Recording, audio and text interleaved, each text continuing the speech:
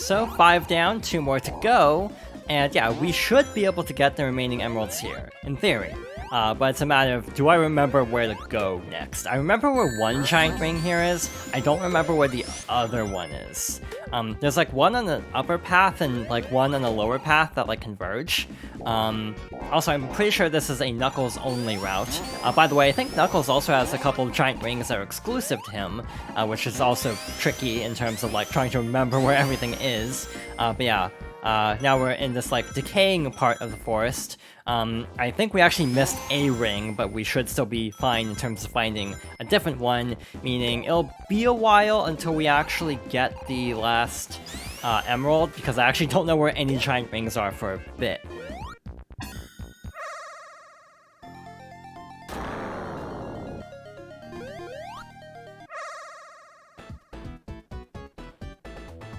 I felt like going out of order, actually, just to see what this one's like. This is technically the last one we were supposed to see, but honestly, if memory serves, I think the second to last is actually worse, which almost feels like a pattern in these games. Like, it actually does seem like in almost every 2D Sonic game, the like actual last stage is not that bad. The one before it tends to somehow be worse.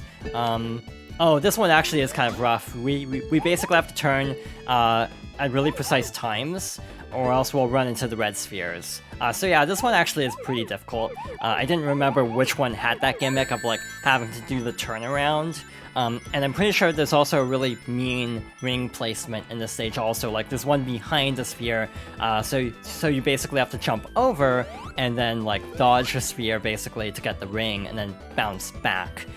Again, if I'm remembering correctly, but yeah, this one might take a few tries just because of the precision of the input of having to like jump around. I don't know why that turned into rings, to be honest.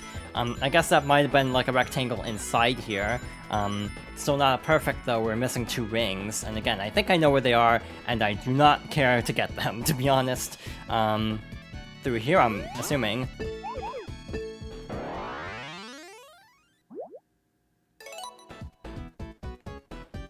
I turned too soon. I was trying to predict the input, and I messed up. But yeah, at that point, I think there's a sphere you have to jump over to get the last rings. I definitely don't like how some of these stages are very long. So like, if you mess up, you have to like do the entire stage over again. I definitely prefer when the stages are a little bit more concise, because then if you do mess up, then you at least have less to go through to get back to that point. These turns early on aren't too bad because the stage is slow enough that we can easily like course correct. I'm not even going to go after the rings, just again trying to get through this a little bit faster before the stage gets too out of control. I think we have to go through here next.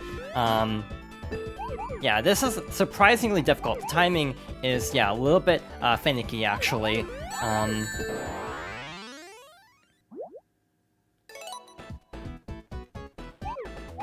Maybe I should have saved this one for last. This one is giving me way more trouble than I was expecting it to. But again, that's partly because I forgot which stage was actually next. Well, that's unfortunate. This is already a bad run because of missing that one sphere there. We might try something tricky here. This will probably not work in our favor, but we'll try. I can't believe that worked, but now how do we get out of this mess?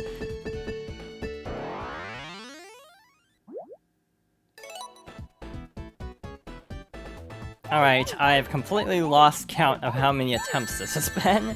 But yeah, these later stages are pretty mean, and then I want to say Manias are even worse at times. Like the late game Mania blue spheres are like really fiendish. I hope I actually got the one. I almost feel like I jumped over it. Okay, we're good. I also feel like this music is pretty solid, like as far as special stage music goes, but I do like the Sonic 2 special stage music a little bit more. It's just the half pipe itself as a concept is so overdone that I feel like in general, whenever you see like blue spheres or something different, it does stand out a lot more because again, so many games use the half pipe special stage style. So yeah, this ends up feeling a little bit more fresh whenever games like bring back blue sphere instead of like the half pipe. Again, not going after the rings, I'm just trying to figure out where we need to go now that the stage is speeding up, making this final turn a little bit tricky to get the last sphere.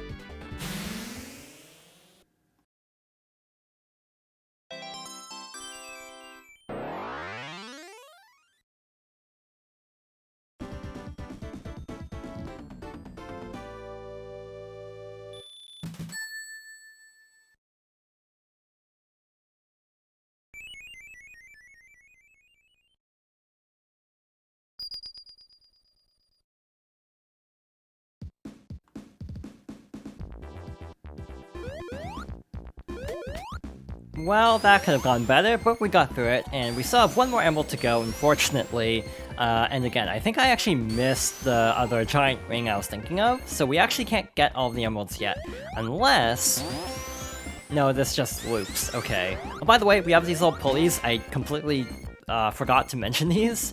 Basically, press down and then release to kind of, like, gradually pull yourself to the top of these, like, little moving pulleys.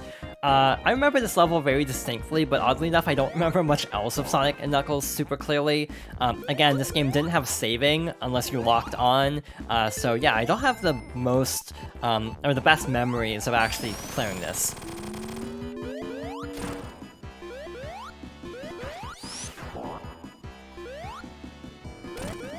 And we have another fight with Robotnik. Again, we have to dodge the exhaust and also the spikes. This is actually really cool for a Genesis game, like, technologically. Like, the smoothness of this auto-scroller is actually really impressive. Though, to be fair, I actually don't know if this is, like, something that was cleaned up in Origins, or if it was actually this smooth on Genesis. I do not remember.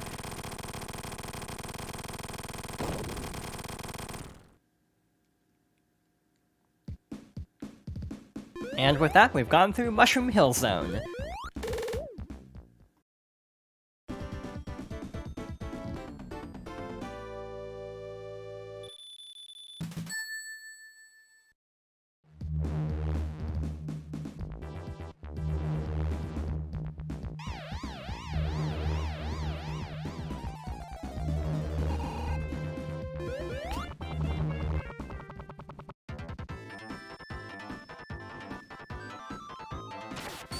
Alright, moving on to Flying Battery Zone. Well, I'm not the biggest fan of the stage as a stage. This is probably my favorite song for Sonic & Knuckles specifically. By the way, all of the music issues in terms of like illegal issues, that is only for Sonic 3. So from here until the credits, the music will be the same as in Sonic & Knuckles. By the way, the mid-boss theme in both Sonic 3 and Sonic & Knuckles when locked on is actually the Sonic & Knuckles boss theme. Sonic 3 standalone actually does have a unique, like, boss theme and mini-boss theme for, like, the Act 1s. Yeah, it's also very interesting having bosses at the end of Act 1 and Act 2, but like the Act 1 boss is like a robot, a Robotnik creation, while the Act 2 boss is fighting Robotnik directly. Again, I'm actually trying to purposefully call him Robotnik, since he's technically not Eggman yet. That's very confusing, again, as someone who grew up with both eras around the same time, so I kind of am used to both names interchangeably. We also have these little capsules that actually have enemies instead of the goal. Obviously, that would be a little bit too straightforward. Now we're on the outside of the ship, where we have these little propellers that we can basically swing across. I don't know if it's just me, but I tend to mess this up a lot. Like, I tend to not line this up properly and end up clipping the propellers. Like, it's surprisingly tricky to line up some of these jumps. in my opinion at least. And again, I don't know if that's like an Origins thing, or if it's like a just Sonic 3 thing. This is also really annoying. I feel like Wing Fortress did this too, with the little dash panels that push you away from where you're supposed to go. Next, we have these little electrified surfaces with these little spikes that are drawn to it. If you have the lightning shield, you'll also be pulled upwards to the little magnetic platform. Let's actually try something, if Tails will actually help us up here. Now, we're going to go along this upwards path instead, using Tails' help. Let's see where this takes us. I don't think I've ever found a single giant ring in the entirety of my time playing this game. Specifically in Flying Battery. Like, I never find rings here. So if we don't find the final Chaos Emerald or Super Emerald for a bit, don't be surprised, because, again, I have no idea. Also, I have no idea why that's sending me that way. Let's just go this way. It'll be easier at this point. Yeah, it is actually kind of interesting not having any idea of where anything is hidden in this zone, and to tell the truth, because I thought I'd have all the Super Emeralds by now, I didn't even look up where any of the other giant rings are for a while. There's like one in the second to last main zone that I feel like is kind of a gimme at the very end, just in case you need like one more. So that one I know for sure. Everything else is a complete blur, partly because, one, I didn't look anything up, and two, it's been a while since I've actually needed to get the Chaos Emeralds outside of Mushroom Hill. So yeah, this will be a very interesting playthrough. It's definitely not going as smoothly as I had planned, or as smoothly as Sonic 3 for that matter. Again, in some ways it's actually kind of exciting having to kind of improv this, but also it's like, I hope we actually find all of the rings we need, because there's a chance we might not. Again, it is lower pressure though than in the original, or in classic mode in this game, where you'd actually have one chance per ring, meaning if you failed a special stage, you'd have to basically go and find a different giant ring. So like that one special stage we failed like 3 times, 4 times, something like that. If we were playing the original or classic mode in this collection, we would actually have to find rings to try again all of those times. So yeah, it is a little bit more easygoing, which I appreciate. This is why I do prefer playing classic mode, along with things like draw distance. It's not really draw distance actually, it's more like resolution. Like being 16 by 9 makes it a lot easier to see ahead of where you're going. And yeah, I talked about it during Sonic 2, it definitely makes it a lot easier in like Metropolis, being able to see ahead of where you're going. But in this game, I almost feel like it's not as helpful, but still a little bit helpful. We have a very unique mini-boss here, a fake capsule. So basically, this is kind of a tedious boss, to tell the truth. You basically have to lure it into hitting the top of the capsule with its own arms. By the way, I double-checked on my own time by literally playing Angel Island Zone for 10 minutes, but the glitch where the timer never runs out actually is still in this version after the patch. The timer will stop at 9:59.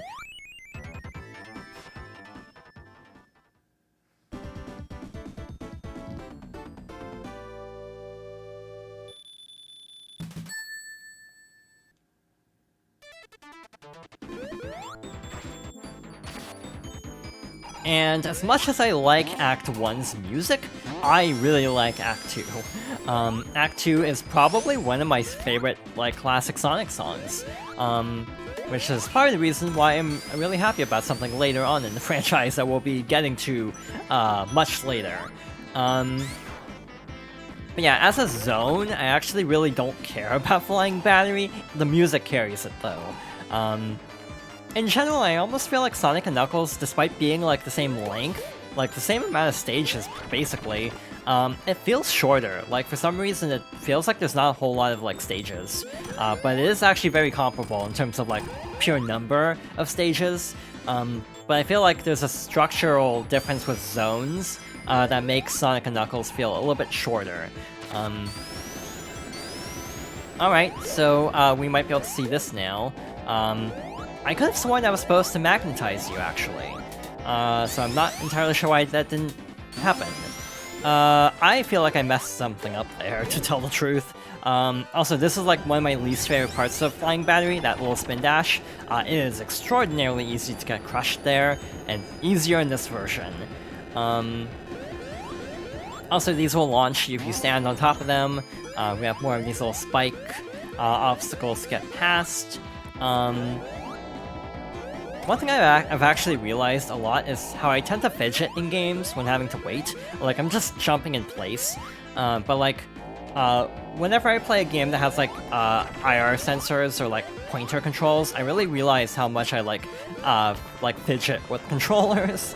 But yeah, like a lot of times I do end up like jumping in place just to kind of kill time. I'm kind of combing the area more than I would normally. Again, normally I'd have the emeralds by now, so this would be irrelevant. Or unnecessary would be a better way to put it. But I am actually trying to search a little bit more thoroughly. Also, knowing I don't have to worry about a time limit makes me a little bit more inclined to search as well. I think I talked about this during CD, but that is a fundamental issue I have with CD, is the juxtaposition of a game where you're encouraged to explore mixed with a 10-minute time limit. So in this case, not having the time limit is actually kind of nice, because Flying Battery is actually a stage where I think getting a time over is not super unrealistic. Like, this is a pretty long level. Sonic 3 actually does have some pretty lengthy stages, for better or worse. So yeah, even though it's like, technically, it feels shorter in some ways, like if you look at a stage list, it ends up being comparable or even maybe slightly longer than Sonic 3. But as I've talked about extensively at this point, I do generally prefer the Sonic 3 side of this adventure than the Sonic & Knuckles part. Again, I attribute at least some of that to just having more like playtime with Sonic 3, so I understand it better. But I just feel like Sonic 3's stages are a little bit more, like all the standout stages are like at the beginning. So a lot of like the more difficult stages and the less like, almost like the stages that are like the most iconic tend to be earlier on, I feel. Despite that, every time they do a throwback, stages are always pulled from Sonic & Knuckles and not Sonic 3, which always bothers me. Like Generations, it's Sky Sanctuary and Mushroom Hill for the 3DS, and Big Arm for the boss. So in both versions, you're stuck with like Sonic & Knuckles. Here we go.